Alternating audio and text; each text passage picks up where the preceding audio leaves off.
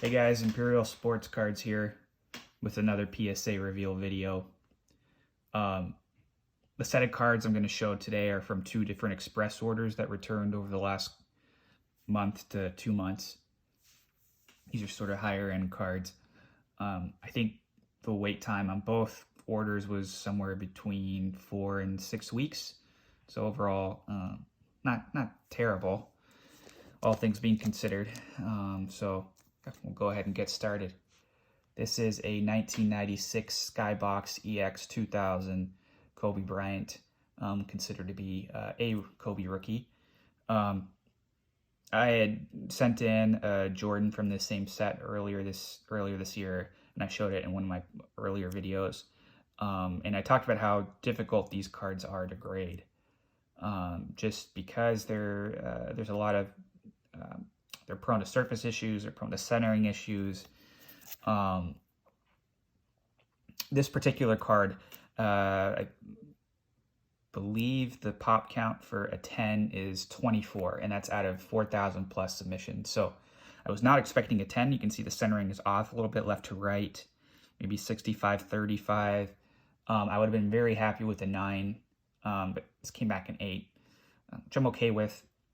I think I picked this card up raw for about $900, and the last I checked, an 8 was selling for closer to $1,300. That may have come down, given that everything is sort of market-wise, everything has sort of come down over the last month or two. But a trend with cards in this order, that these are all guys I'm okay with holding long term. I didn't necessarily send these cards out with the intention of flipping. I think if I were to put this card in my closet and just wait on it for 5 to 10 years, and there's a good chance over that time period that this card will at some point be up higher in value. So yeah, beautiful looking card. I am okay with an 8.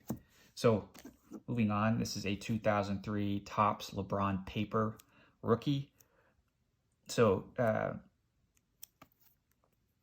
this card actually came back in a 9, which I'm okay with, because there is a small scratch on the surface here.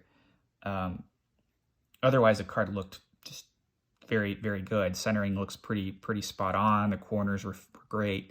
PSA has been known to be pretty tough with even just minor surface imperfections. So would I have been surprised if this came back a 7 because of that very small scratch? No, I wouldn't have been, but came back a 9, pretty content with that. Again, just another card that I have really no reason to try and sell right now.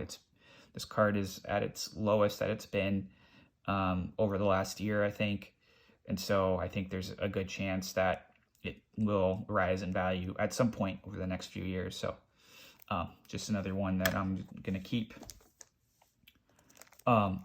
So this is the next 3 cards will be Mahomes. This is a 2017 Panini Unparalleled Mahomes patch card, numbered out of 99. Picked this card up raw for about $200 from someone who I know locally, just a couple months ago. And I knew that this being a thick card, it being a patch card, it was very unlikely to gem. But it being a 9, I'm happy with that, especially considering that there is a small corner ding down there. So I wouldn't have been surprised if it gotten 8. But this is Mahomes' rookie year. It's serial numbered. He's again just a card that I really don't see any rationale in trying to flip now. I think other cards in the set in a 9 are listed or have sold for 1,000 or more. So yeah, good with that one. Another Mahomes patch card. This is out of Certified. Another card out of his rookie year. And this is a red parallel out of 299. This one got a 9. Not entirely sure why. The centering looks pretty decent, and but again, you know, it being a thick card, not surprised. This card I actually got out of a huge lot that I bought out some guy's collection off of Craigslist, and this was in there. So yeah, we'll see what he does this year. He is a very, very exciting player. Someone who I think, when all is said and done, will end up being one of the all-time greats, barring any, you know, sort of injury that may derail his career. So another Mahomes, same card, but this one is a base card, not numbered. Got a 9. Yeah, so you know, none of these Mahomes cards have the rookie card insignia on it, but it is out of his rookie year 2017. So you know, Mahomes 2017 serial numbered. I'll take it, and I'll take any of these cards in a 9. So last one in the set is a card out of Topps Chrome Black, which is a set that was released, I think, late 2020, early 2021. Just really sleek looking cards. And so I bought one box, and I pulled this Juan Soto card. This is a Super Futures card, which is considered an insert out of the set. This card is numbered to 99. It's an auto. Just beautiful design. And one thing I like about these cards, the auto cards in this set, is that they come in one touches that are sealed. And so I ended up, after I pulled this one, I realized how much I liked the design of this card, and I ended up buying about 4 or 5 more Soto autos out of the same set. The reason being is that they are, you know, sealed, so they're less likely to be screened for any potential issues that would preclude them getting high grades. So the quality control, at least on the auto card, seems to be pretty good, because out of the 4 that I bought online, I think I ended up sending 3 of them out for grading, because I think they have a good shot at getting a 10. But anyway, I think with Soto, you know, like with Trout, I mean, any auto is going to carry a high value. I think as he advances in his career, I think you'll start to see his signature less and less in products. It's what tends to happen as guys sort of become, you know, more expensive, I guess, for Topps or Panini to get to sign.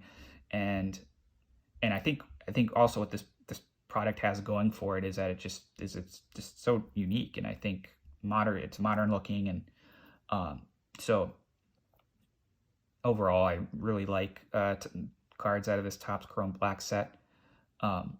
Yeah, and so I have 4 more of his autos waiting at PSA.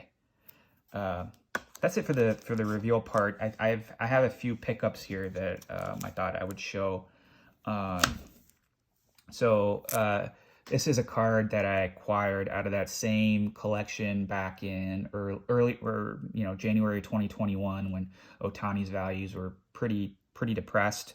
So this is actually a Ohtani card out of 2013.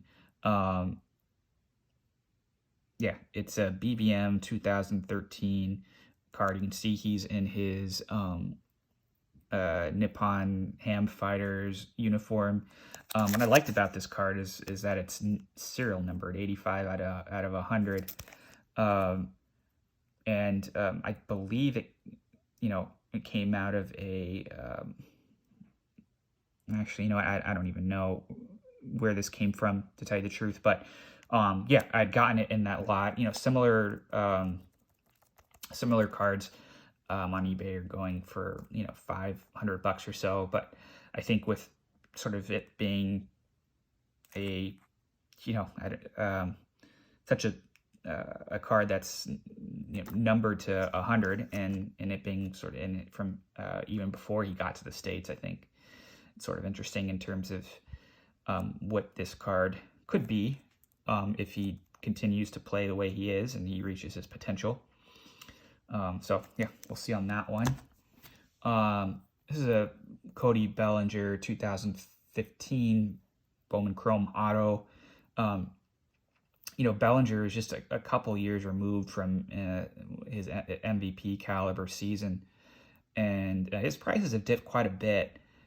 He had a kind of an off year last year in a COVID shortened season, and he's been injured, so I felt like now it was a pretty good time to buy in on him since his prices have come down. I got this card for about $500. I want it on auction on eBay, and yeah, I think he's someone who's, you know, once he comes back from injury, is primed for a bounce back. Moving on, so this is one I got out at a card show in LA just about a month ago. This is a first Bowman Auto of Clayton Kershaw. So I picked this one up for $1,550, I believe, which is a little lower than what this card is going for online, which you would expect to get at a card show. You know, you don't necessarily want to pay eBay prices, but this card was going for upwards of $2,000 earlier in the year, and I think you know, he's someone who's going to be a first ballot Hall of Famer, and he is on that Dodgers lineup that is probably going to be in contention for a World Series this year and maybe for the next couple of years. So I think this card has room to grow. And so, yeah, I thought $1,500 for a first Bowman Auto for a future Hall of Famer was a pretty good deal. So happy with that one. Here's one that I'm also pretty happy with. So this is a Fernando Tatis 2019 Topps Chrome Rookie Auto, purple. So I believe this is out of 250. Yeah, 250, numbered 204 out of 250. So picked this up while he was out with, I guess out on COVID protocol. And believe I got this I picked this up on My Slabs for about $1,500, which is also on the lower end. So yeah, I think he had a 2-homer day today, and he's close to batting over 300, and he's just, you know, he's the face of baseball. So I think this card is also a card that has room to grow.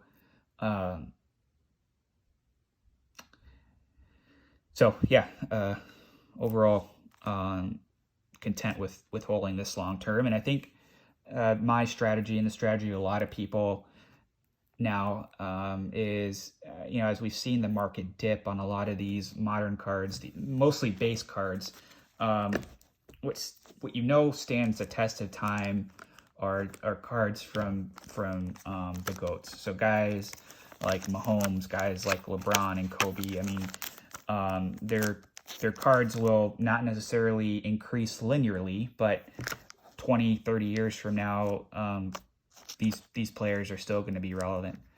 And so I think my strategy currently is to try and get out of some of my base rookie cards of guys who aren't as proven, and then use that money to sort of reinvest into some of these cards, with the intention of keeping these. And at, you know, I am a collector primarily.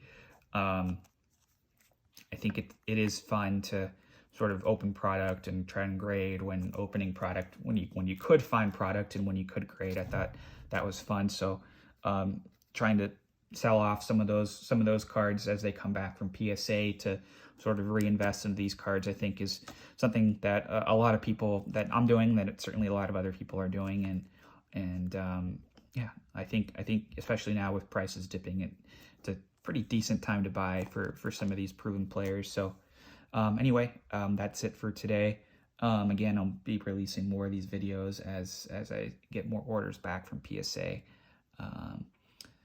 And yeah, thanks for your guys' time, and I'll see you later.